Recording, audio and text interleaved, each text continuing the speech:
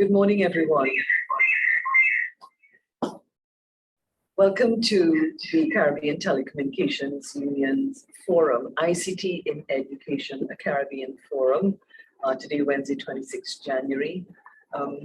This is a very kicking off what promises to be a very exciting and positive year for the CTU in terms of leading in digital transformation in the policy space throughout the region. ICT in Education, a Caribbean Forum is being held in partnership with UNESCO, the International Telecommunication Union, and support from the Organization of Eastern Caribbean States. I said, my name is Josanne Leonard, and sitting here with me is Rodney Taylor, who's Secretary General of the Caribbean Telecommunications Union. Before I ask Rodney to share a few remarks this morning, just to welcome you on the Hubelo platform and to give you a little bit of guidance to interact with our speakers today, kindly use the panel located to the right on this session page that you're on. To open and close this panel, select the first icon on the side menu. The first option is live chat, where you can speak with other attendees, and you can also comment there on the live session. The second option you have is polls. This is where all polling questions will appear during the session. The other option is very important, the Q&A. We ask that all questions be placed in this section for ease of locating. Questions placed here will be directed to and answered by our speakers. And just to note that if on the odd chance that you do have any difficulties at all while using the platform, please email events@ctu.int. That's events@ctu.int for any assistance, but we know that actually will not happen. Today's proceedings, we should also say, for those of you who may have people who are not on the Hubelo platform, but you can send them a message now. The event is being streamed on Facebook Live and YouTube on the Caribbean Telecommunications social media platforms. So again, I welcome all 380 plus and still registering who've joined us today. We'd also like to thank our premium sponsor, Viasat, our bronze sponsor, Rackstiv, and again, acknowledge the support of the partners for this event. Also, in the interest of time, all the biographies of the speakers appearing today and tomorrow are listed here on the Hubelo platform, so you can go find out more. So without further ado, it's time for me to ask Rodney Taylor to share a few opening remarks. Rodney? Thank you, Josanne. Good morning, everyone. And I want to start by saying that if you're watching this, if you're hearing me, it means you have internet access. And it may seem basic and fundamental, but we assume that everyone else has. That's not the case. If you signed up for this event on our virtual platform, it means you have a level of digital literacy, unless of course you got your teenage son or daughter to help you do it. But not everyone has a device and not everyone has digital skills. And the COVID-19 global pandemic has placed the spotlight on global inequality in many areas, not just on how the vaccines are distributed, but from the perspective of the digital divide. And I've been waiting to have this particular discussion around ICT and education for quite some time. And so I'm excited about this two-day forum and the opportunity to put the issues on the table with respect to how we have done as a region and what are some of the areas that we can improve on. You would be aware in terms of the CTU's own mandate that we are an institution of CARICOM, as evidenced by the flag here in the background. And its mandate from the CARICOM heads of government is in relation to the formulation of policy in information and communications technology within the CARICOM region. And technological innovation is cross-cutting, and more recently, innovations in information and communications technology are having an impact across every sector of our economy. Agriculture, we talk about ICT in agriculture. We talk about tourism and manufacturing and so on. And of course, education, which brings us here today. The Economic Commission for Latin America and the Caribbean, ECLAC, published a study in 2020 And you can download it. I wouldn't get into the details of the study. It's available in the CTU booth on the Google platform. But it spoke about the challenges specific to some of our Caribbean countries around the lack of devices and internet access. And nearly a decade ago, UNESCO held a similar forum in Barbados focusing on ICT and education leadership. And we will discuss the details of that report later today as well. And it will be interesting to see what discussion was a decade ago and what it is now in the current environment. And on that note, I want to thank our partners, UNESCO, ITU, and we want to thank OECS, the OECS Secretariat as well for the support that we received. All of you have played key roles in putting together the forum and in terms of actual policy development in this area. The UNESCO has an ICT competency framework for teachers, and we will be discussing that as well. Connectivity is a critical issue. I mentioned the lack of internet access. And so the ITU will be speaking about their GIGA project, connecting not just individual homes, but their focus in particular is on connecting schools. And what we've seen is that schools have become hubs and almost, neighborhood cafes for internet access for those homes that don't have. And of course, the delivery of content delivery platforms that allow for interactive experiences is also critical. And we do have some of our partners that will be speaking about immersive experiences and online learning platforms. And I actually should segue into our webinar on Monday. If you haven't signed up for it, we're speaking about the metaverse.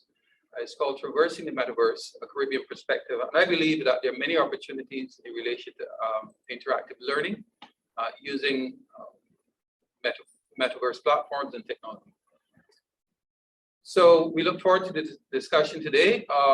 We will have a very interactive session. It is important that we do have this conversation and that this conversation leads to some policy outcomes, some policy recommendations, and it helps to raise the level of awareness of what the challenges are at the regional level, particularly in the field of education.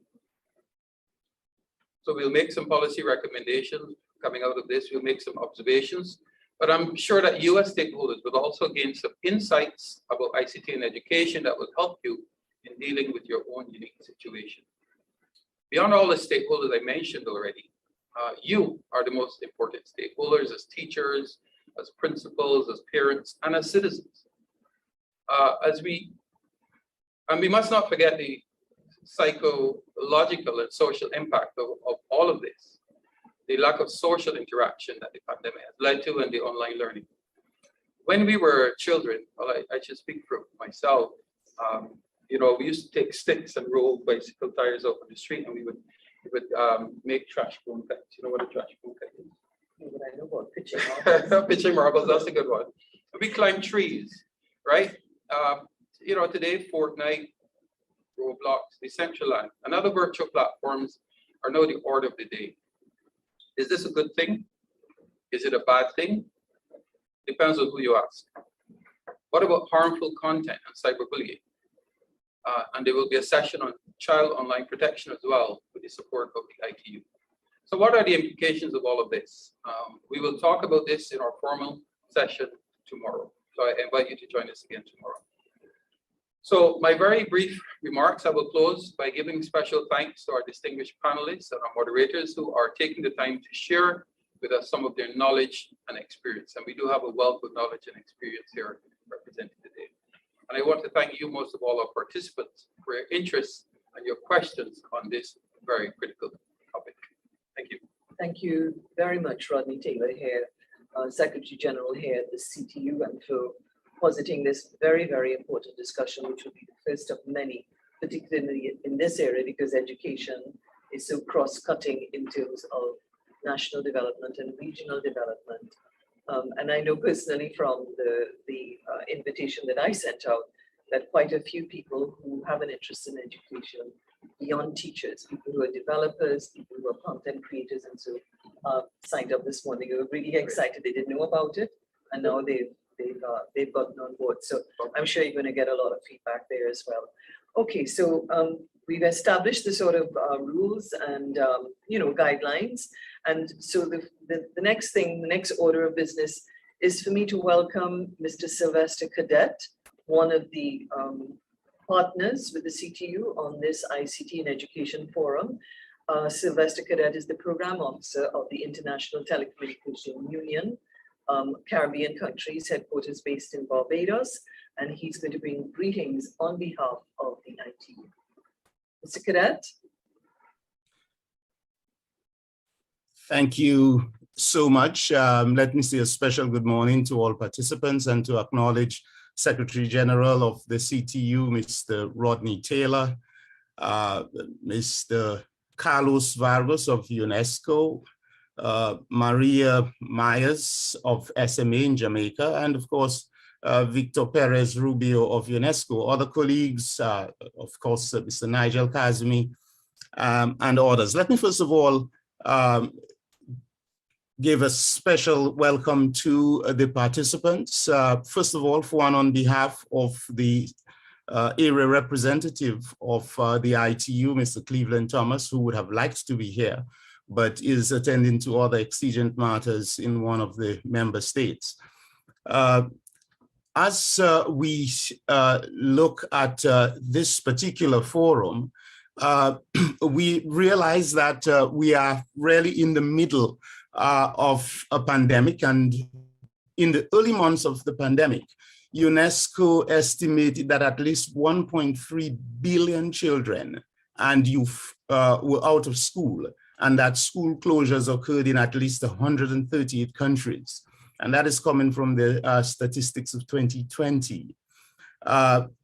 Then 137 million children in Latin America and the Caribbean were affected. School closures in the Caribbean affected at least 1.7 million children across 21 countries in the region that was surveyed. Fast forward past 2020 and 2021, and we see that even without latest collection of data, we know that the situation has been further exacerbated. Education systems and structures across the globe has been tested and continue to be tested in unfathomable ways as countries went on lockdown. And the impact of this on education was immediately felt as schools shut down and new modalities for learning were being explored. And while the true impact of the pandemic will be measured over many years to come, some stark and harsh realities struck as education sectors sought to mitigate through online learning. And some of the critical challenges that were encountered were the limited and in many cases no access to telecommunications services, especially the internet. Other challenges included limited or no access to online learning platforms.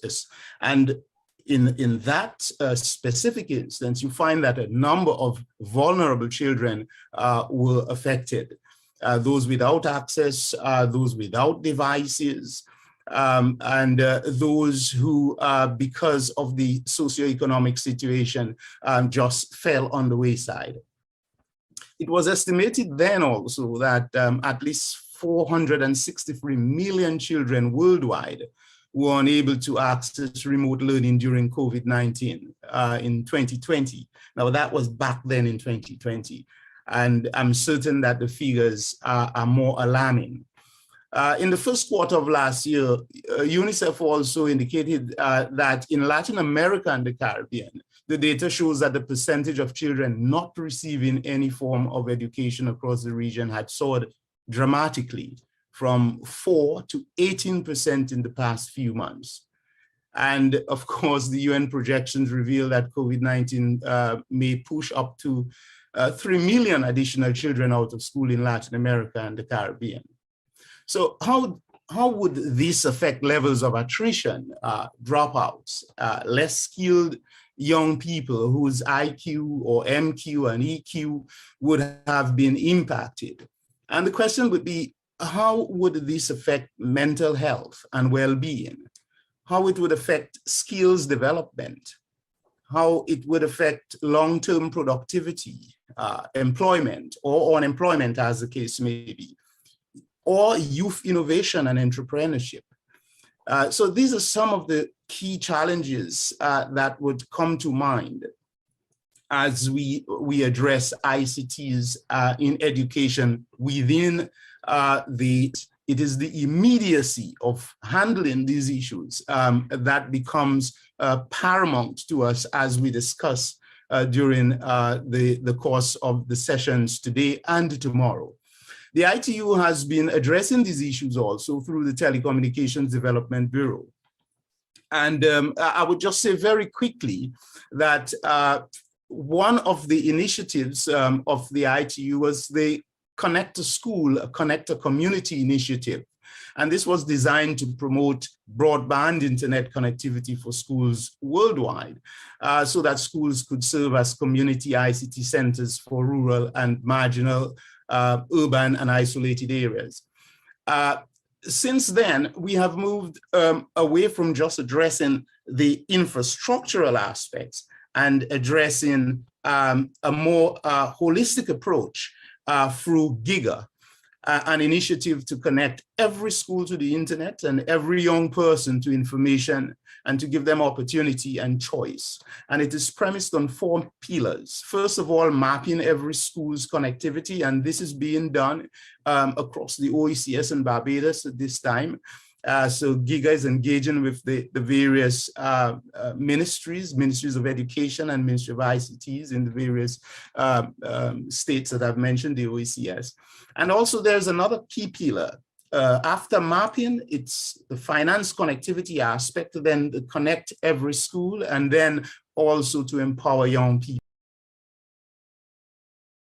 You will hear a little more about that from one of my colleagues, Michel Marios, during the course of deliberations. I think it's tomorrow's agenda. And then there's a child online protection. Protection of children, as I mentioned, becomes very important. The child online protection guidelines that encompass children, guidelines that encompass parents and educators, industry, and of course, policymakers. You will hear a bit about that from my colleague, Dion Alton. Other aspects that are critical that the ITU is addressing on ICTs in education is also in terms of gender equity and equality. And Girls in ICTs and Girls Can Code initiative are some of the ways in which the IT is handling this. And then, of course, there's also the whole issue of digital skills. There are a number of other areas, but of course, I highlighted these to point to the fact that these areas, that of infrastructure, child online protection, gender equity and equality, inclusiveness, development of digital skills and improving on digital literacy are paramount to infusing a new kind of approach towards socioeconomic development, that of creating a new kind of cadre, a new entrepreneurial class that can handle the various exigencies in the various sectors. I think I've said a mouthful and some of the issues and the challenges that you would be addressing.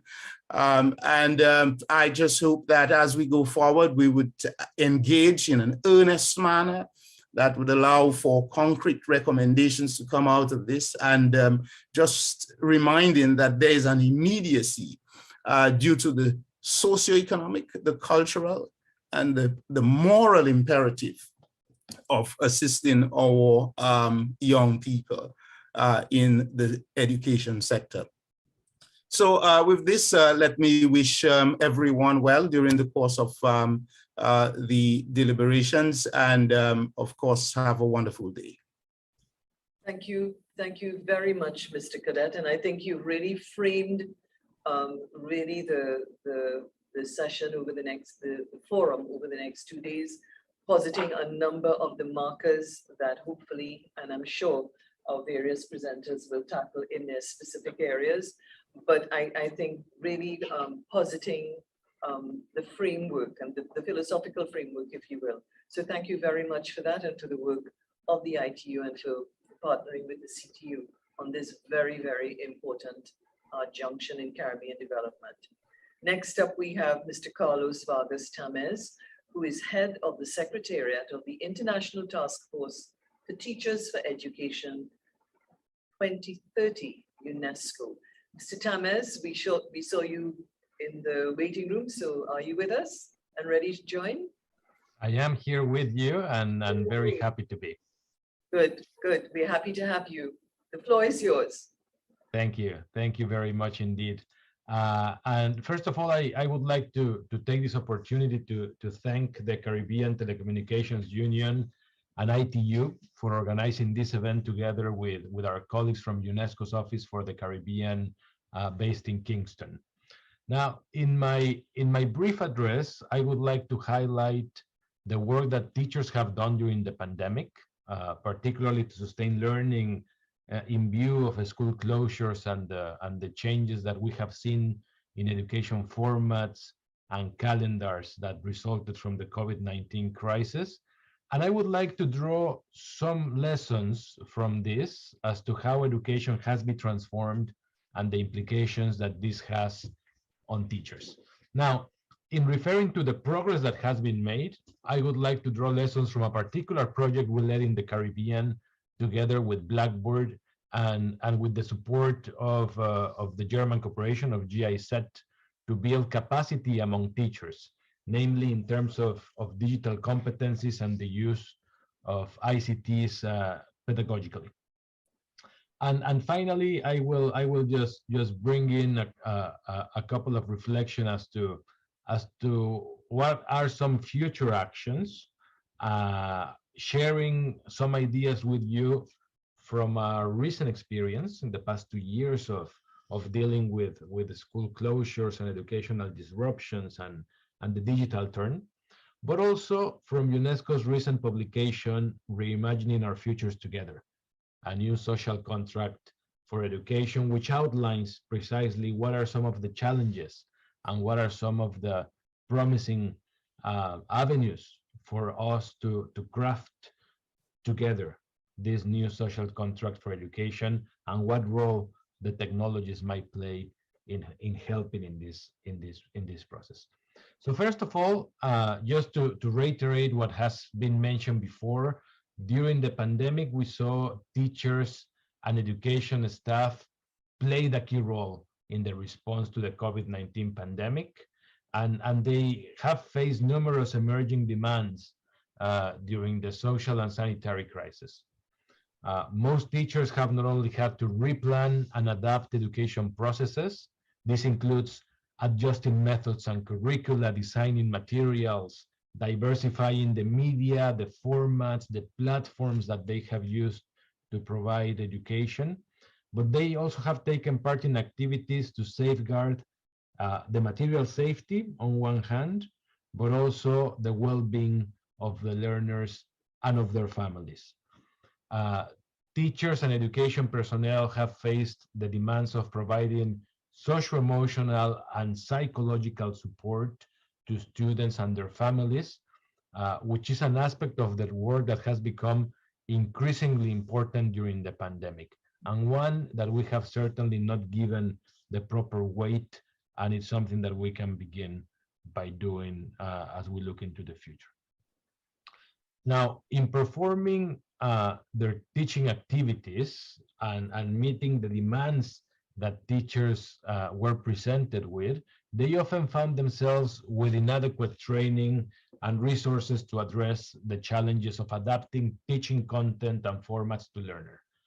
And this was particularly in the case of those in underprivileged contexts, in disadvantaged situations, those with disabilities, for example. Now, we know that even before the pandemic, teachers had few opportunities for training, on the one hand, on the use of ICTs, and on the other one, on the adaptation and on the adaptability of education by means of technology or otherwise, but for inclusion, working with the students in less favored and more diverse contexts, including learners with disabilities. Now, the past couple of years have been full of challenges, but they have also had lessons that we have learned to secure and improve teaching and learning. Now I think it is the time to reflect on the changes that education has undergone, how they have affected teachers, and how we can best harness the teaching profession. Now, one of the projects that I would like to share some lessons from took place precisely in the Caribbean last year.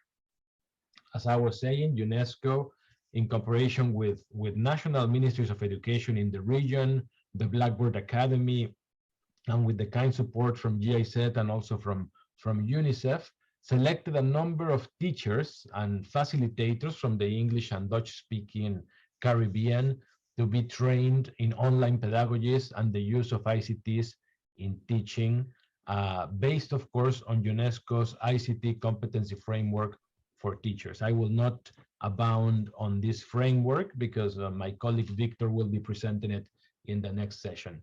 But just to give you a little bit of context, the training aimed first at master trainers, and it was facilitated by the Caribbean Center for Educational Planning at the University of the West Indies through the Blackboard Academy online platform. The participants were assessed, and upon successful completion of the course, they received certificates for core master trainers for online and blended teaching from Blackboard Academy. The master trainers were then qualified to deliver a 4-week online course on blended learning and online strategies. And this is a group that will be teaching in turn 400 educators throughout the Caribbean. Now, what did we learn in this process? We have analyzed and systematized some of the lessons learned by surveying the participating teachers and other key stakeholders. And these are probably important lessons that we can take on as we think about how to improve the use of ICTs for education, particularly for teacher training and for education altogether. Now, one of the key lessons, and it has been mentioned before, has to do with the accessibility of online content and online environments, and accessibility altogether to the internet and to devices. Many teachers in both rural and urban areas had to overcome the lack of access to devices, to data, and internet connectivity. And this is not exclusive of particular countries or areas, but we also saw the same in also better off areas. Although governments were able to provide a certain number of tablets for students, phones were the only devices that were accessible to many. So this is something to consider, and it's something important as to the limitations that they pose in terms of pedagogical engagement. As a result, teachers had to launch drives to get tablets and laptops donated for their learners, and even then, some students were out of reach of the internet. Students reported going to neighborhoods or families, and others lost motivation or interest due to these overwhelming difficulties. Meanwhile, teachers carried the worry of getting their learners online or finding low-tech or in-person solutions while adapting content for online use.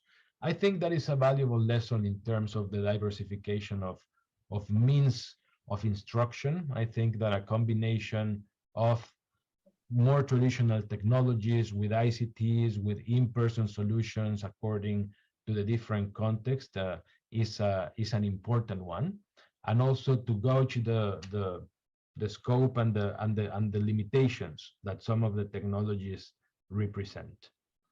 One second lesson has to do with the lack of induction to online teaching and school management issues.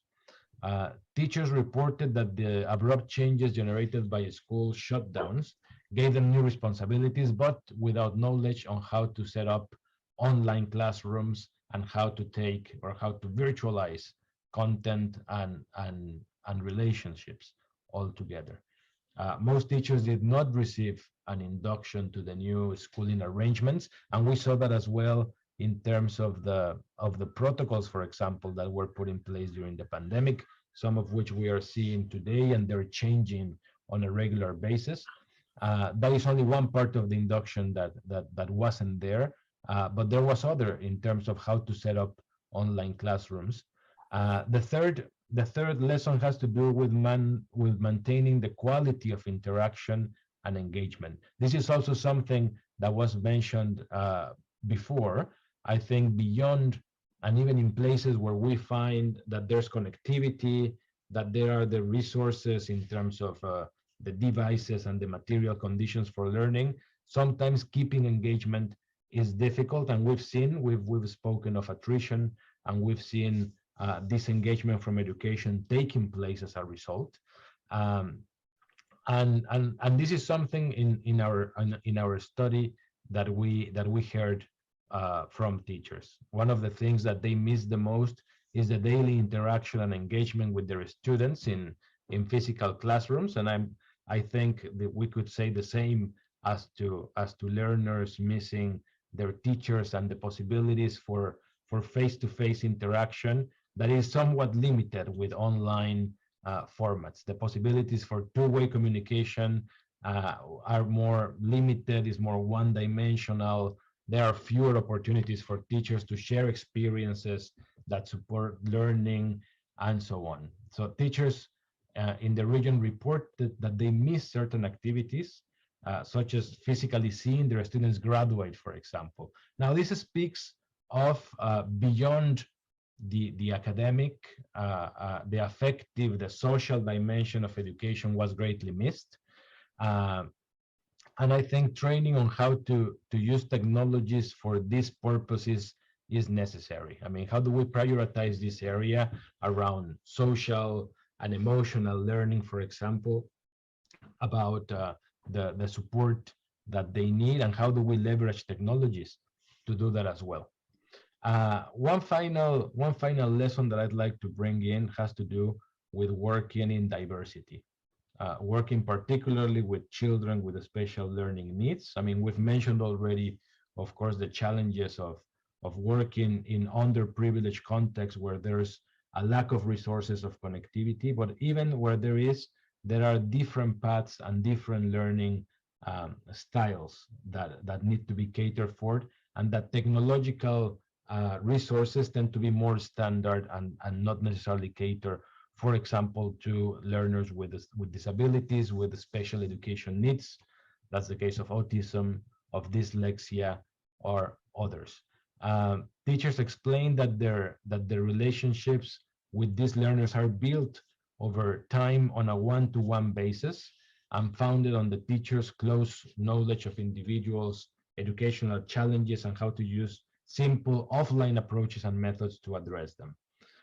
Now, it is important also to mention, for example, in the case of autism, but that can apply to many other, not only special learning needs, but to learners altogether, is how do we assess the overexposure to screen time, for example, and how easy or how difficult it is to cope with it.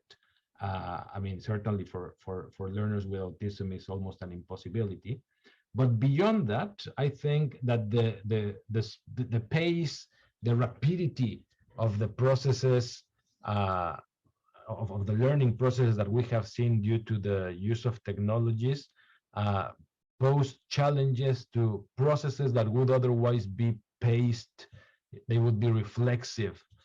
They would take time in building, for example, critical thinking, analytical skills, and many others that are part and parcel of educational outcomes that are being missed out, and where technologies might have a different role to play to enhance learning. And finally, how can we, I mean, from these lessons, how do we look into the future? I would like to say that despite the challenges that we have seen, the COVID-19 crisis has been an opportunity for creativity and for innovation in educational technology, in teaching and learning, in the mobilization of different actors, and this is something that we must capitalize upon. In the past 2 years, we have heard a plethora of accounts of teachers innovating and adapting to continue with teaching. We heard examples of teachers creating videos to support online instruction, preparing take-home packages for students living in no or low-tech contexts, checking in on students' well-being via social media, and going out of their way to reach learners in remote and rural areas despite challenging circumstances. We have also witnessed the new role of parents in the education of children and new forms of collaboration between parents and teachers, between schools and communities. During school closures, we have also seen churches, markets, museums habilitated as learning spaces. Now, these are just a few of the examples of the changes that the pandemic has accelerated and how we can leverage this to promote lifelong learning. We have seen, as we said, the diversification of formats, the diversification of spaces, and we can continue to promote also the diversification of content of education to respond to the many demands and to the different purposes that go beyond the academic and beyond the qualification, taking into consideration, as we said, the social, the cultural dimension of education. We've seen health and well-being, gender equality, discrimination, among others. Now, this is something I believe that technologies can also help address. As we said, education is a relational and a collective endeavor. It is a common good, as has been reaffirmed in UNESCO's most recent report, Reimagining Our Futures Together, a new social contract for education, which was just published in November last year. The report also highlights the paramount role that teachers have in producing this social contract, in leveraging the knowledge that they produce in the classroom, in leveraging their innovations to inform policy. These forms of social dialogue are very important, in which teachers may be able to participate in educational decision-making and in the transformation of education. So what can we hope for in this forum and beyond, and what could be some relevant questions to answer, is how can technologies and connectivity help in this direction? How can we use ICTs to connect us and to bring us together, while looking at the challenges that ICTs have brought forth? Issues of privacy, overexposure, the shaping of the time and thus the content of education, the digital gap that has been mentioned by my colleagues from ITU and the Caribbean as well. And how can they contribute to a transformation of education that we want to see? One that is inclusive, one that is more equitable, and that one that leaves no one behind. So those are some of the questions that we are left with that I'm hoping will be addressed in this forum. Thank you. Thank you very much. Thank you very much, Mr. Tamez. Another very, very rich, thought-provoking, and I'm sure even the information that you alluded to that may not have been more widely known, even by teachers and so, which is the documentation that has been assembled by your group in partnership with UNESCO on the social contract and so on. I think that that's information that we will be sharing because it sounds very much like the kinds of things that teachers, educators, parents, and everyone in the ecosystem would benefit from interfacing with.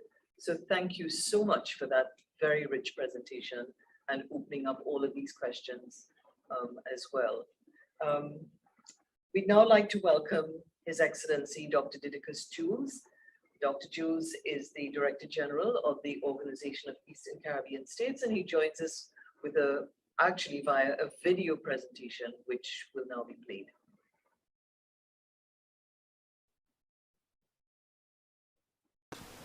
It is an honor and a pleasure for us at the Organization of Eastern Caribbean States to participate in this Caribbean Forum on ICT in Education, organized by the Caribbean Telecoms Union in collaboration with UNESCO and the International Telecommunications Union.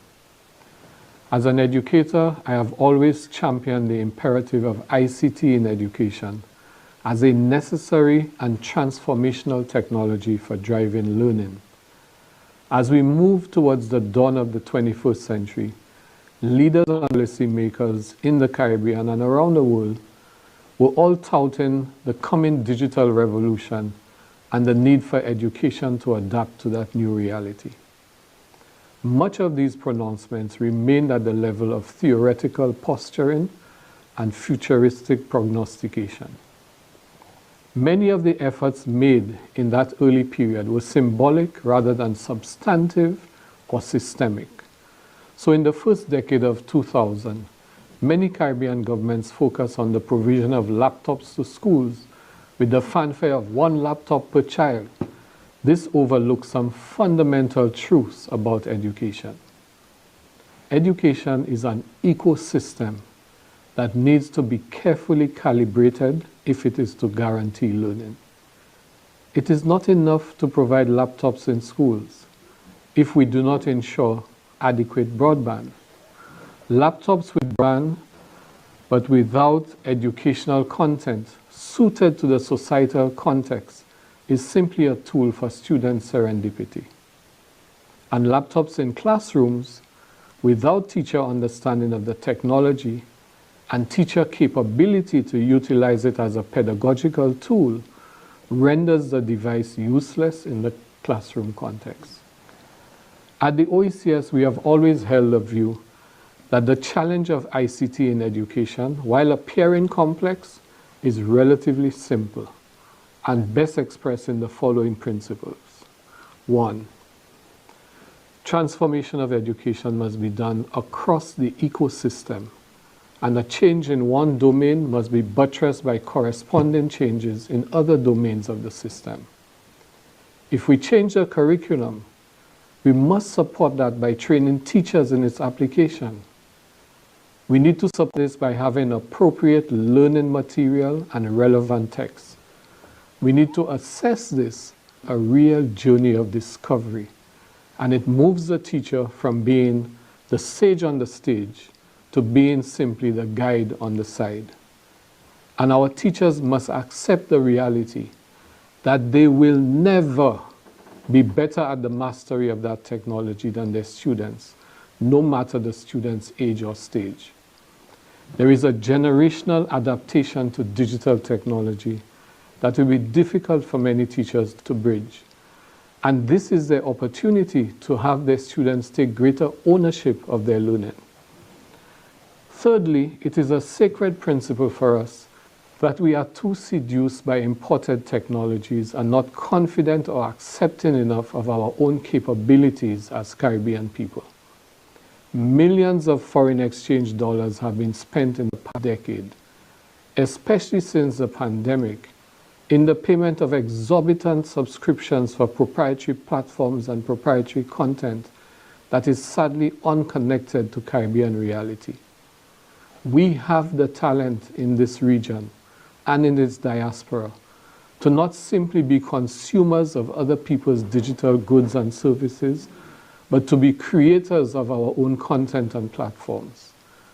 The global nature of the borderless digital economy allows us that opportunity if we only believe and invest in our own. In this forum, you'll be given a preview by my colleagues in our education unit of some of the work we are doing in the OECS to operationalize these principles. And you will see how the results go beyond the operationalization of digital technologies in education, but are also helping to make learning fun, to make students take responsibility for their own learning, and revolutionary to be creators of their own content, not for school, but for life. Thank you for inviting us to participate in this forum, and we wish you all the best on this journey. Video presentation or message rather from one who I consider a sage in the Caribbean, sage on the stage, Dr. Didicus Jules. And again, short, sweet, to the point, and very much positing the whole issue of Caribbean cultural or confidence in creating technology, content, and so that comes out of our own imagination and know-how. So I'm sure that's another discussion, and certainly the CTU is championing a lot of work in that area. Okay, so we're actually going to move right now into the panel discussions, the first of which is current perspectives on ICT in education. And to take us through these two sessions, I'm joined by Nigel Casimir. Welcome, Nigel, who is the Deputy SG here at the CTU. And he's going to be moderating a panel which comprises Ms. Bernadette Lewis, a former SG here at the CTU, and who now holds the seat at the Commonwealth Telecommunications Organization. Dr. Tamez, who spoke with us earlier, and Mr. Jermaine Anthony, who is a technical specialist at the OECS, one of the collaborators on this ICT in Education Forum. So without further ado, I introduce and hand you over now to Nigel Casimir. Nigel? Thank you. Thank you very much, Josanne. Good morning to all our viewers and listeners, and thank you for attending this quite important forum. This particular panel, we are going to be getting different perspectives on, more current perspectives on ICT in education from our speakers. I propose, since we just heard from Dr. Vargas, that we would get the inputs from the other panelists. That's Ms. Bernadette Lewis and Mr. Jermaine Anthony, before we bring back in Dr. Vargas for his comments on what might have been said. Now, part of our objectives here over these 2 days, of course, is to try to identify any points of consensus for subsequent action related to enhancing ICT in education in the Caribbean. So you are invited, well, we invite our panel participants to engage with each other and see if we can identify any such points, and we also invite the audience to submit appropriate questions for clarification or suggestions that the panel can consider. And as was mentioned, you can do that via the Ubilo platform. There is the Q&A area that you can submit questions and that we can put to the panel. So without further ado, I would like to invite the Secretary General of the Commonwealth Telecommunications Organization, Ms. Bernadette Lewis, to make your intervention and give your perspectives on the topic ICT. Great.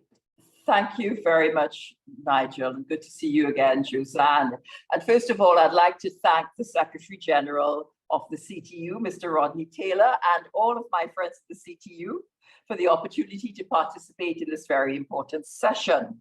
And by way of introduction, the Commonwealth Telecommunications Organization is the oldest and largest intergovernmental information and communication technology organization in the Commonwealth.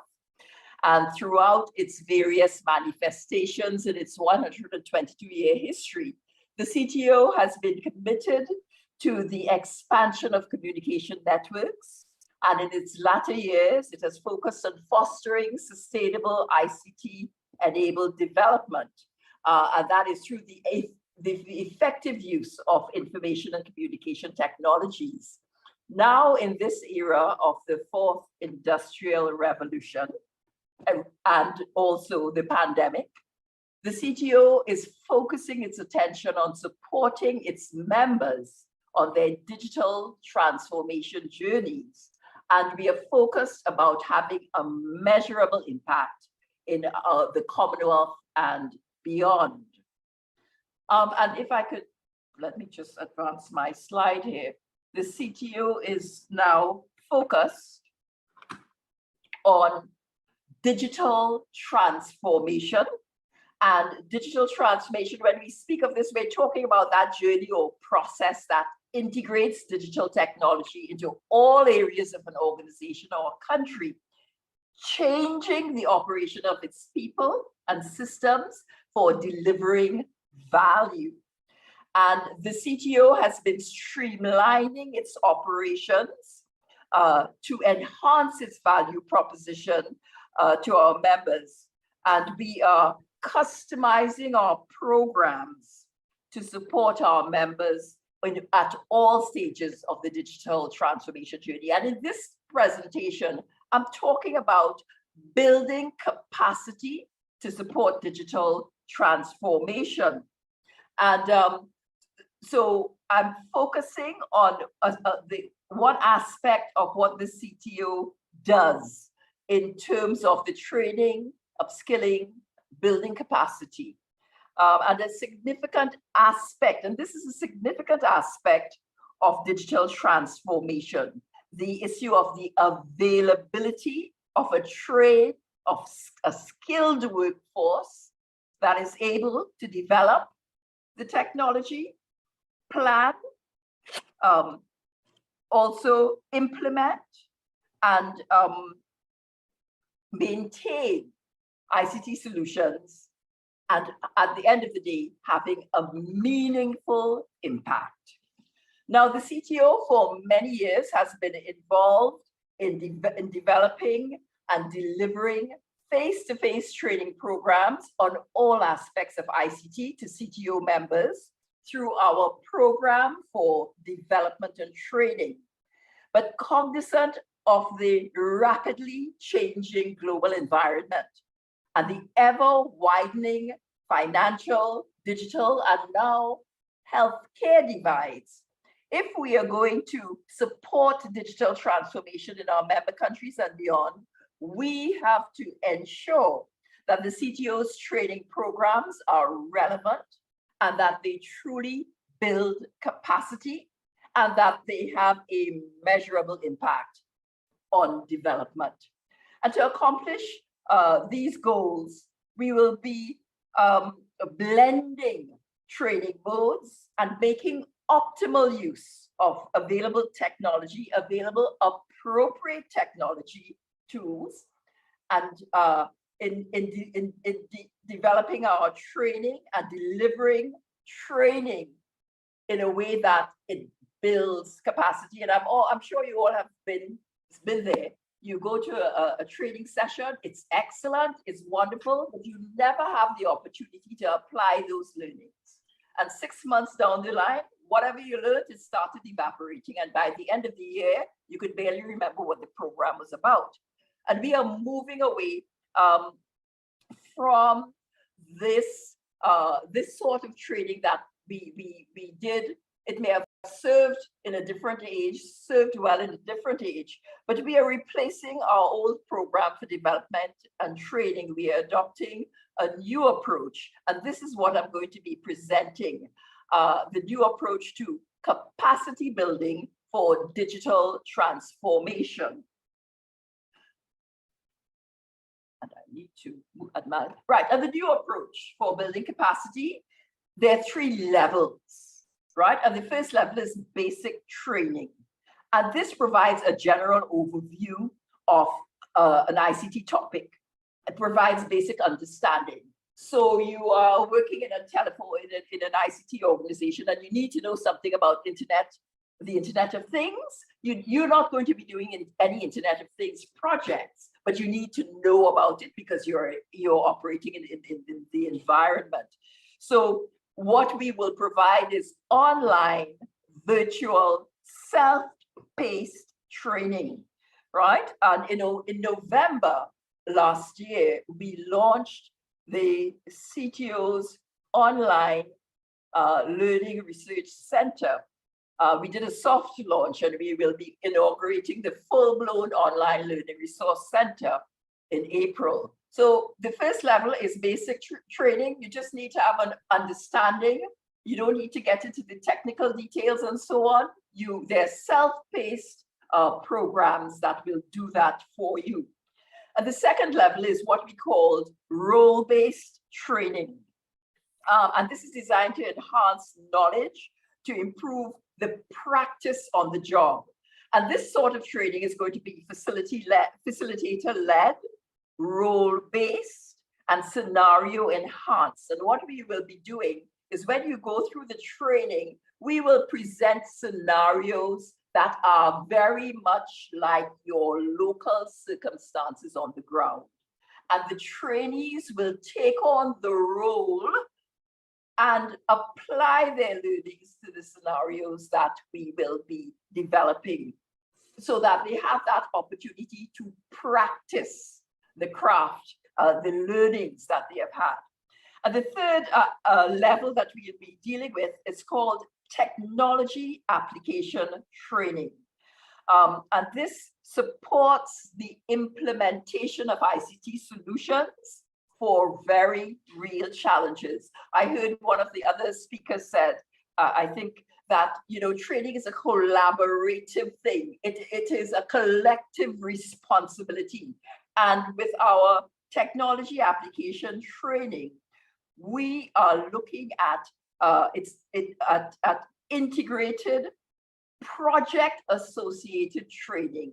And this requires a great deal of collaboration from many stakeholders in the ecosystem that Dr. Jules just mentioned. So these are the three levels, and I want to delve deeper into the technology application training. And this is how it works. Instead of us just dishing out a course catalog and telling people, well, pick the course and let us know, we want our members to identify and articulate a real need, right? So truancy in schools is an issue, right? So and then once that need is identified, we will start this research process to propose a technological solution and develop a concept for a pilot project.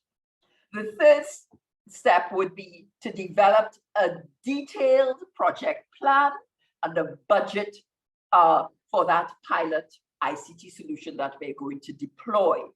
And we will be mobilizing a variety of stakeholders around this pilot project.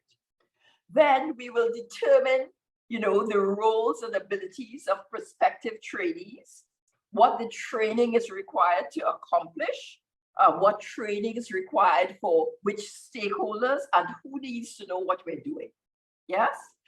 Then the next step would be to develop the customized courses for implementing the solution, the change management process, the business process re-engineering, and so on.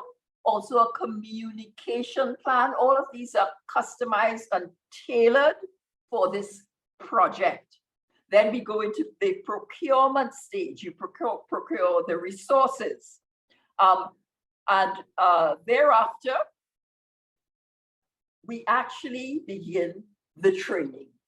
And it's training with a view to executing this project so that you have the opportunity to apply the learnings to a real life situation. And the training may take many forms. It could be a face-to-face, it could be a hands-on practical, it could be a virtual. But the point of the matter is the training is geared to enable the trainees to execute a project. And then we move to the implementation stage, right? And of course, the trainees are the ones doing the implementation, right? There will be supervision from the trainee and from the CTO, which is a project manager. And of course, once the implementation is done, we are moving into that cycle of monitoring, measuring, analyzing, and adjusting, right? So we will move into that aspect of it thereafter. And once that project has been implemented, we're going to measure the developmental impact. And this is very important. And this is something that the CTO is going to be focusing on, having a measurable impact in the member countries. If we do a strategy, if we do training, and it doesn't change anything, then we have to consider what we're really doing. Is it worthwhile? So we will be measuring the developmental impact. And then once we have this sense And all of this is happening in the context of your monitoring, measuring, analyzing, adjusting, because you want to make sure that you have that impact. And when we are satisfied, the next thing that we could, it means then that you now have a cohort of trainees, of people who have the skills now. Now that they've implemented this project, they're now in a position to scale it up. So if you did an IoT pilot project in one classroom, you could now scale it up for the school. And that cohort of trainees will now have the capacity to scale it up to the school. And once we have actually scaled up to a school, you know, the confidence of your cohort would have been, you know, quite significant. You now have the opportunity now to replicate such projects, perhaps now in a health or in national security, in other sectors. You have that opportunity to replicate it. And more than that, not just in different sectors, but in different countries and in different regions. And that is how we see, this is how we propose to move forward in terms of developing those skills in our workforce. And just in conclusion, the benefits of the new approach, this blended approach is going to be using appropriate technology synergistically, right? And it's not necessarily all the bells and whistles. Sometimes the old technology can be as effective if employed in a meaningful way. And if you really think things through, sometimes you don't need all the bells and the whistles. The other thing is that the trainees now have the opportunity to apply their learning to real life challenges and situations, right? This process is going to encourage critical thinking and problem solving, because as they go through that implementation process, they're going to encounter problems, they have to figure it out, right? And those learnings are going to be applied, and then they will be able to challenge and perhaps say, well, let's not do it this way, let's do it some other way, it works better some other way. And so this, if we did it in this way, it progressively develops the skill and expertise, and it does really build capacity. And at the end of the day, the training that we will do is going to result in a development impact. And of course, you have that potential to replicate. It's not a one and done. This cohort of training, of trainees will have the ability to troubleshoot, to imagine, to develop, to come up with new projects, because all of those things are going to be built into the whole new approach to training. It is about execution. Too many plans sit on the shelf, excellent plans, but they're never implemented. So we are gearing up to have our members, their staff, we're going to be training them with a view to execution and implementation. And with that, I know my time is very short. I will end so this is just my contribution to the discussion. We have to think differently about training and upskilling and equipping our workforce if we're going to be talking about digital transformation. So I thank you all for your time and for your attention. It's really my joy to be back with you all on this occasion. Thank you. Thank you very much, Ms. G. Would you be staying for the end of the session? Not for the end of the session. I'm very sorry. I have another engagement. I will be dropping off shortly, but I can take a couple of questions if anyone would like to, if there are any questions at this time. I did notice one who was asking you to kindly go over the 3 points, but which I think was the 3 levels of training. One is basic training. That's right. The role-based. That's right. Which is leader-led, and then there you call it the technology application training. Yes. Yeah. So those are the 3. The 3 levels. Yes. Yes. So we are moving away from the class, that fixed, rigid classroom teacher, and you just go through the. We are moving away from that. We are moving, really seeking to apply, those learnings to real life situations. All right, thank you very much. We would we need to move on, and I'll now invite Mr. Jermaine Anthony, who's a technical specialist for education at the Organization of Eastern Caribbean States, that's the OECS, and he's going to present for us on the OECS digital learning ecosystem.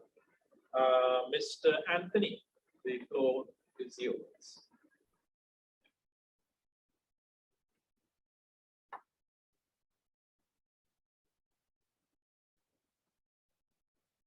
You are there. I do believe I was muted. Can you hear my voice clearly? Yes, I can hear you now. Thank you very much. And thank you very much for having me at this very interesting so far session. I want to perhaps take off from where my Director General left off.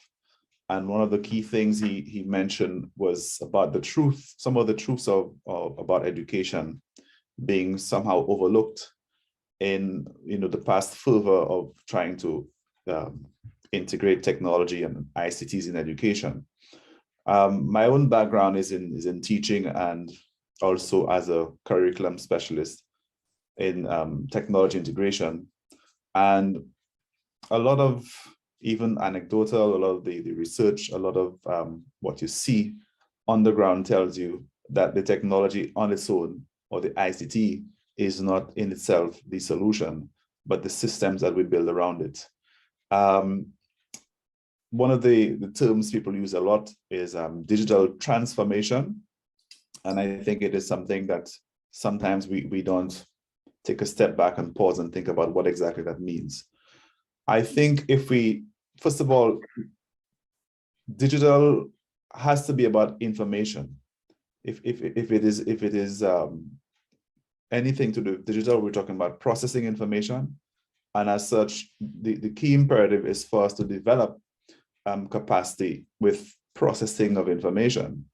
And so that has profound impact for curriculum reform itself. And one of the key entry points, of course, is early childhood education. And the focus there must be on literacy. And so we need to think about shifting from just the purely content and knowledge transfer that has been happening to nurturing, elements of critical thinking and skill development. If that doesn't happen, all the investment in appliances and devices and so on, it really doesn't amount to much, because at the end of the day, you have not really developed the thinking capacity of our people. And I'm talking from the policy level right down to admin, to technical, to delivery, to the learner level. So that I just want to begin with that sort of preamble. I did have a presentation prepared, and I want to feature what we're doing at the OECS Commission with the development of an OECS digital learning ecosystem. So this is based on the recognition that the Commission itself, as it serves to the member states to sort of harmonize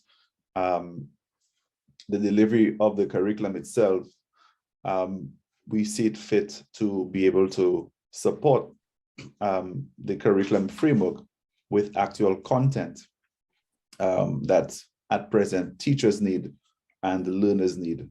And it's not just a matter of the content, but how the content itself is presented and how the learner is expected to engage with that content, with the understanding that the means for which they're engaging can be very widely varied and indeed distributed. So I don't know if the presentation is ready from the production end. Yes, I think so. Okay.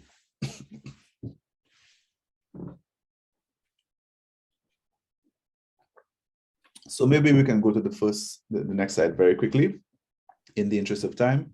So what you're seeing on screen here is a sort of schematic of the concept of what we're trying to build for the Commission and for the citizens of the OECS. And that is to provide offerings for education purely for the learner, or the learning and instructional aspect of education, as well as for the training of teachers, a professional development of teachers, educators. There's also the knowledge management component of this ecosystem, which focuses on professional development for those who are within the Commission, as well as citizens throughout the member states. And of course, there's the intention we have as well to catalog and archive publications of the OECS and what have you. So let's move on to the next slide, please. And so a major component of what we're trying to do is the learning and instructional delivery. And what we are doing is combining a set of resources under this one tranche. And while these resources will come from different sources, they'll come from different platforms, they are at the same time being developed. They will all be accessible through one portal or one landing page. Next slide, please. So it's important to understand what we're trying to build here is a platform that is going to support, a distributed learning approach. Needless to say, resilience is what we're trying to build, and it is because of the various threats that face us as small island developing states, and that is true of the entire Caribbean. And so being aware of all of those risks, we are trying to mitigate as best as we can against them by trying to have these resources available so that in the event of any other disaster, that we can at least have a measure of continuity with regard to the delivery of education. Next slide, please. And so you've heard me use the term distributed a couple times already. And this is really in a recognition of the fact that the traditional and I would say the norm for the way we did the brick and mortar learning in the past, we recognize that this is not necessarily going to continue as it did before. And perhaps the best we can hope for is a hybrid of face-to-face and online and approaches in between. And so as we build those resources, build these platforms, and we train and improve capacity, it is with a vision of transitioning to a distributed learning system, which in itself is what we anticipate will help us build that kind of resilience. Next slide, please. So far, we've been able to put together a OECS campus platform for the Commission. And that, what you're seeing on screen would be, in essence, the main landing site or the hub where everything connects. And so what we intend to do is to have all of the pieces available through this conduit. And indeed, there would be, as an example of some of the tools on there, APIs that would connect the various learning management systems across the region to this platform. And so a teacher or learner does not have to necessarily leave their learning management system because that API would already facilitate access to the information that is available through the OECS campus. Thank you. This OECS Digital Library that you're seeing on screen is actually quite a gem. It is something that came out of our digital public goods program under the GIGA project.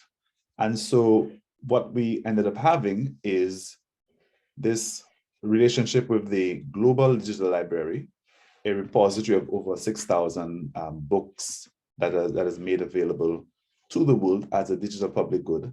And what they've done is they've agreed to make a replica of their platform for the OECS. And very soon you will see the appearance of this site changing somewhat with the OECS branding and labeling and color schemes and what have you. And this is something that we were able to make available to learners and teachers in the region in September of last year. And it comes in at a good time because of the vast amount of resources that are available there and the focus on literacy development. Another initiative we're undertaking, and it's already, I think, hosting about 3,000 resources, is this Colibri Studio platform. And what we've done here is we've sort of curated early grade learning resources, and they're curriculum aligned and well cataloged and easy to locate and as well transfer.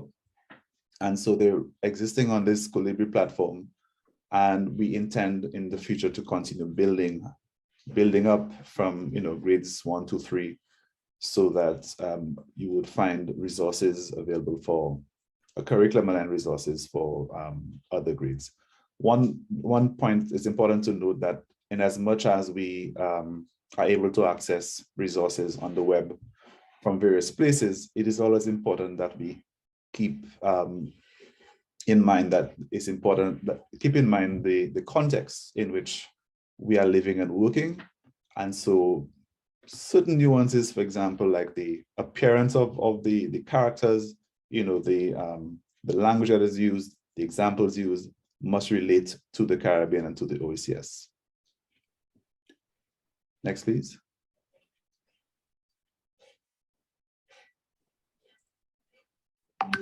Looks like my presentation is hanging. While that is transitioning, folks, I want to just reiterate one of the truths about education, important, is that at the center of it all, it's the person delivering the instruction. And perhaps one of the key oversights in the past is that the teacher or the facilitator, the role that person plays, and because the whole platform through which that teacher has been operating under has shifted,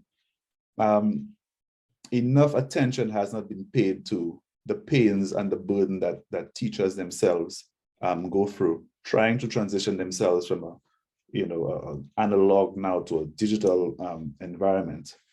This island platform that you're now seeing on screen, it's a platform that is being built specifically for the OECS, and it's meant to achieve two things mainly. One, to provide teachers in the region with content or digital content development abilities. I say that way deliberately because it is not in itself a certificate course. It is not a degree program, but what it is a sort of a rapid fire, quick short course that teachers in the region would be able to do within 10 hours with additional webinars to learn how to quickly convert content that they will already have, or content perhaps they can find on the web, and be able to convert it into an e-learning or SCORM format that becomes a product that they can easily perhaps download or share on their learning management system or platform of choice. That is important. It is important to take away the steep learning curve and the difficulty of all of that from our teachers, so that they're able to concentrate more on the pedagogy and the actual delivery of the lesson and supporting the learners with their specific needs.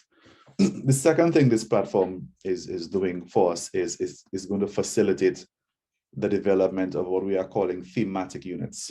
We are calling them thematic units and not lessons necessarily, because the focus here is on an integrated approach to instruction, whereby each unit that is developed is going to cater to learning in different domains, in different subject areas, And so each thematic unit, we're thinking of it as a standalone product that once the learner interacts with it, they would be able to go through the content easily enough and self-assess and gauge their own skill development. Next one, please. And I want to also mention that this iLearn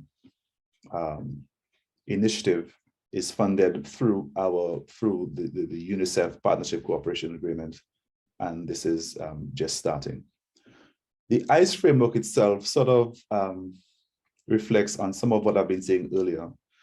In terms of developing content or instructional materials, we've given that some thought, and we have developed this framework to sort of guide how we go about selecting, evaluating, and developing resources that are meant to exist on a digital platform and resources that are meant to support distributed learning. So this, as you will see, would require that while the content or the resources are being developed, that these take into consideration inquiry and project-based approaches to learning, curriculum alignment, cultural relevance, play and game-based or gamification, for example, constructivism and what have you. So this is not just the run-of-the-mill sort of content and pictures, but activities that engage the students more meaningfully. And so this is going to be the standard. Just to highlight a couple other initiatives that would also be part of this OECS learning, digital learning ecosystem. Some of the support materials we've already developed in the last, say, 18 months since the onset of the COVID-19 pandemic. You'll see here, there are some of these resources, video resources that were created to help with some of the psychosocial support we thought that was necessary, as well as giving some additional activities we thought that young learners in the region could benefit from, and while at the same time also highlighting things that are true about us and unique about us as a people. So these resources are already available online, and so these will remain part of the offering on the ecosystem. Next, please. Some of you may already be familiar with the SI News broadcast, and it's really part of the OECS, the Empower program, trying to get young people involved, get them participating in what's happening in the region, help develop their understanding of our mandate as a commission, as a regional institution, but also really giving them a better appreciation of what it is to be an OECS citizen. Next slide, please. And so you'll see this is something we run on a monthly basis. We involve children students from around the OECS, and they're able to pretty much interview the decision makers in the region, have panel discussions, present the news, act as reporters. And so that gives them a real, I would say, real life learning experience. So as we come to a close, these are just some of the links I've pasted here and for where things sit right now. Next slide, please. The intention, of course, is to eventually move a lot of these resources more closely to one home. And in the meantime, we are just indicating that there are specific challenges or hurdles we need to clear first. And so these are highlighted in this slide right here. Funding, internal capacity, and I think all of us in the region are very familiar with those. Let's just move to the final slide, and I'll close there. Yes, so this is sort of lays out where we expect we need to be reaching within the next year or two in terms of the ecosystem. So many of the pieces already are under construction, or some of them are fully built, but it's really now a matter of getting the necessary resources to have everything together, housed in one place, and to be able to sustain and grow that momentum. So I'll pause there. Thank you very much, and let me know if you have any remarks, questions, or comments. Thank you very much, Mr. Anthony. I think the OECS is an exemplar in the Caribbean in terms of not just ICT education and the steps you're taking here, but certainly in other areas as well, as far as ICT development is concerned. We are getting a couple of questions coming in, and I'd like to direct you more to the Q&A. So please put them in under the Q&A tab. We are catching one or two as well under the chats, but as well as we catch them, we can address them, but they're more likely to be missed if you put them under the chat than rather than under the Q&A. Let me just try to bring back in Dr. Carlos Vargas into the conversation.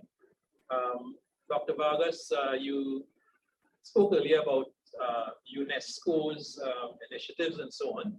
Now, having heard some feedback from the Commonwealth Telecommunications Organization and from the OECS, is there anything you would like to add or contribute now with respect to perspectives, current perspectives going forward with respect on ICT education? Thank you.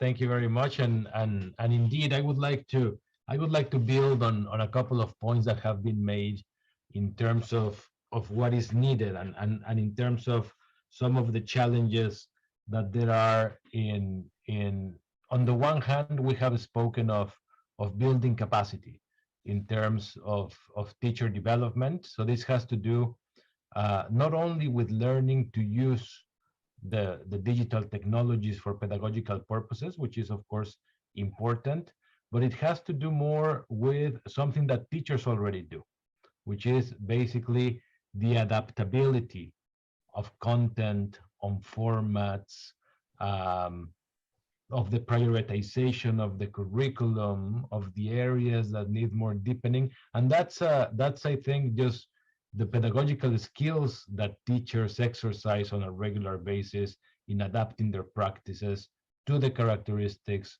of their classrooms, of their communities, of the regions where they teach. So I believe that is something to be considered, because sometimes technological solutions tend to be somewhat standard. And I think the possibility of teachers being able to use, to modify, to pace instruction by means of ICTs is important. So it's not only the use of the ICTs, but this pedagogical training on adaptability. And that presupposes a recognition of the teachers and the role that they play on a day-to-day basis. This brings me back to the point that we made as to the participation of teachers in education matters altogether. And I think it's probably because of the digital gap, so probably because of a lack of familiarity with the digital environments, but teachers don't often play a role when we build these courses, when we build these programs, when we build these platforms.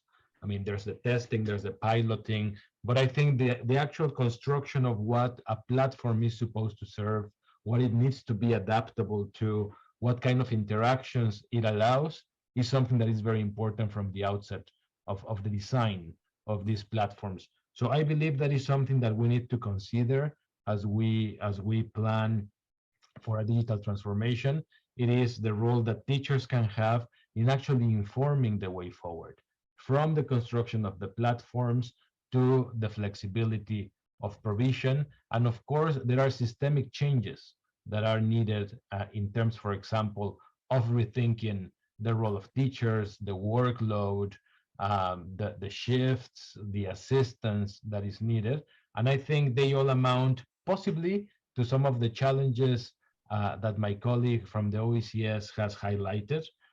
It definitely, I mean, builds up on the financial needs in terms of the digital transformation, which are sometimes not taken into consideration. So apart from, of course, the connectivity, the devices, the platforms, I believe there's more work to be done in terms of the pedagogies and in terms of informing the way forward by means of teacher participation. Thank you very much. I don't think SG Lewis is still with us, but I did notice there was one question that came in eventually for her that was asking whether there was any memorandum of understanding, for example, with regional service providers that could guarantee service quality and connectivity. I do not think so, but I think that's the challenges that the individual regulators are facing to work with the service providers, especially in these pandemic times, to expand the reach of connectivity and maintain the quality of services such that applications like remote education could take place. There are some other questions that have come up and that I would note. One of mine, which I also see posted in the Q&A, related to whether or not we have any measurements or statistics related to comparing students' progress using the online modes, the remote learning modes versus face-to-face. And maybe Dr. Vargas, you might have some information on that, whether UNESCO. Thank you very much. There is indeed a recently launched initiative, which is called Milo, for monitoring learning assessments, learning achievements, particularly in times of COVID. So the UNESCO Institute of Statistics has developed this monitoring tool, which will be good to assess, to appraise the learning that has taken place in times of disruptions. But I think we need to also consider how students might progress and how this might be captured, again, as embedded, as built in the educational platforms and learning systems that are used. Something important there is that this follow-up, I mean, as much as it can be aided technologically, is usually the responsibility of teachers and where they are best placed to actually monitor what has been learned. And this is beyond standard testing and high-stake assessments. I think this has to do more, and this is another area of training for teachers. This has to do more with formative assessment, where teachers might be able to realize and to identify, for example, in the case of school closures and educational disruptions, where students remained and where students need to be brought to in terms of either compensatory or programs to catch up with what was planned in terms of learning in a particular school year. So I think beyond our assessment, our measurement of what has been labeled as learning loss, I think we should focus on how this is more of a day-to-day exercise that teachers can do by means of formative assessment. And this also has implications in the way we think the organization of learning.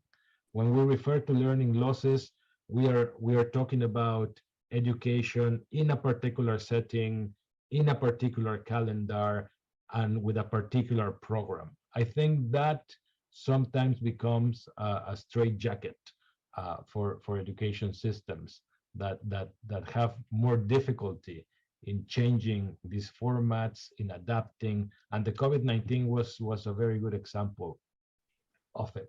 So just to say that I believe that this learning needs to happen on a regular basis, that teachers need support in terms of telling what kind of learning has taken place, what kind of learning is not taking place, and ultimately on the effectiveness of digital technologies in assisting learning. Thank you. Thank you. Mr. Anthony, any perspective from the Eastern Caribbean experience that you can share here in terms of effectiveness? Well, certainly, but I just wanted to touch perhaps on the connectivity one first. Yeah. The question on that. So I mentioned earlier the GIGA project, and that project is, of course, a collaboration with involving UNICEF, ITU, and OECS. And so this project is really about connecting, every school. Although, of course, now learning does not only take place in the school. So, of course, we're looking at how we can, how we would speak more to connecting every child is probably a better way to think of things. But part of that program is, or one of the main pillars is trying to finance a common bid. In other words, trying to establish a financial model for how we can sustain connectivity for learning, and to basically see that through. There's the development that we've been working on of a finance committee for GIGA, and the intention is to sort of recruit for membership of this committee representatives of the ministries of finance within the OECS, as well as representatives of major regional finance institutions such as ECCB, CDB, and even going as far as IDB, CAF, so that the membership of that committee would be able to have some, let's call it some leverage in terms of pushing through the kind of solid proposals that ISPs and service providers would look at in terms of how we can make connectivity affordable and sustainable and robust to support learning in the near future. So that is a major task under the GIGA project. And that is, for now, our approach to it. We recognize in the meantime that various governments among the member states have made efforts to negotiate with the ISPs for various packages, especially since we've had this transition to online learning. But this is not uniform throughout the member states. With respect to the student progress in online learning, we collect data various ways. Some of it is from the education statisticians, but that information itself is not enough to capture on a very granular level what's happening with each child. What we do know is, unfortunately, especially near the beginning of the pandemic, is that a good number of students were not even able to access the online learning that was taking place. And in spite of efforts to provide them with devices, and in some cases, connectivity devices and MiFi devices, that simply was not enough. And even when learners were equipped with devices, their parents were not able to really insist on their participation in class. And so these are some of the issues that are still ongoing. And there's a very fluid situation, as you'd be aware of, returning to school, then, a spike, and then we have to go back to online. And so that has left a little bit of confusion in the system for parents, for teachers, for the ministries even. And that will come as a major agenda item for the 7th COM, which is the Council of Ministers meeting that the OSS Commission is hosting on the 17th and the 18th of February. Thank you. Well, you made some comments there that were also relevant to a couple of the questions that came up on the Q&A one. talking about the digitally displaced students, the one who lack the family support and so on. So it's clearly been recognized as an issue. And I think that's part of the reason why I guess the preference is still to get the students back in school and to develop the relevant platforms that for remote learning that could help to overcome some of these challenges that they face. I'll close with one last question. How can we maximize the platforms for optimal home involvement in the educational process on a day-to-day basis? I'm not sure exactly what platforms, but I don't know if you all might have any comment, Ms. Dr. Vargas or Ms. Sand. How can we maximize the platforms for optimal home involvement in the educational process on a day-to-day basis? I agree with you, Nigel. I don't know if I follow the question. I don't know what by maximizing the platforms. I don't know what our interlocutor means. I think it's maybe making the remote learning tools, parental involvement, more feature rich to be able to optimize home involvement. I don't know. Well, you did mention, Dr. Vargas, about some of the platforms.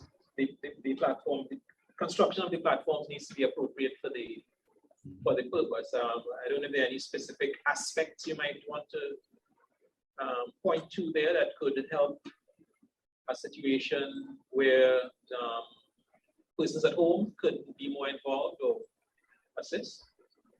Certainly. Thank you. Thank you for the question. I think, I mean, the best use of a platform is one that involves the many stakeholders. That's what we were trying to promote and what we brought in from the latest publication of UNESCO on the futures of education. And when we're thinking of a new social contract, is precisely that like a platform, like a school or like a classroom, is basically a place where learners connect, where communities connect, and where many more stakeholders can participate. So indeed, I mean, I believe, and we said it before, in terms of the role of teachers, but also the role that parents can have, for example, in the interaction, in the follow-up. There was a question before around the assessment of what is learned. I think that is something that with the assistance of a given platform, teachers could be able to follow up, parents could be able to follow up as well. I mean, this is just leads more towards the information that a platform might be able to bring together, but also the stakeholders that can participate, as happens in education, but in this case, in a virtual platform. I think parental involvement is important. I think the stakeholders as well, from the teachers to the inspectors to the headmasters and the leadership of the school centers as well. So to me, the more participation there is for the many different purposes that there would be otherwise on face-to-face education, but within a platform, the more effective that could be. Yes. Thank you very much. Well, I think we'll have to leave it there for the moment. We will have some time tomorrow morning looking at some of these platforms or educational solutions. So that would be an opportunity, I guess, for maybe some further more focused discussion on those. But let me, however, thank our panelists for this session. Dr. Carlos Vargas Tamez of UNESCO, Mr. Jermaine Anthony of the OECS, and of course, Secretary General Bernadette Lewis from the Commonwealth Telecommunications Organization for your various perspectives. We've taken various notes. We'll proceed now to a break to resume at 11 o'clock with the second panel discussion, where we would dive a little deeper into UNESCO's competency framework for teachers. So we'll be focusing And we'll be hearing from UNESCO again, but a different colleague of Dr. Vardas's, and also from the CXC and from Ministry of Education, Dominica. So please join us back. Yeah, and as we say thank you, we also must, because I don't know, I think Mr. Cadet may or may not have stayed on, but he had some indeed. very rich contribution, a very rich contribution this morning, and as a partner with the CTU, we'd like to thank him, and of course Dr. Jules, who joined us via video. And also to just invite you as we shake a leg a little bit, just to maybe get a cup of coffee or tea or whatever, that you're on the Hugelo platform, so please visit the virtual lounge on the platform, and you know, see more information, see what's happening in the CTU and the sponsors and partners, etc. So we'll see you back in 15 minutes time, promptly at 11 o'clock for the next session, which will also be moderated here by Nigel. So we'll see you soon. Yes. Yeah, thank Thank you you. very much. Thank you very much. Happy Pleasure. to take part. Thank you.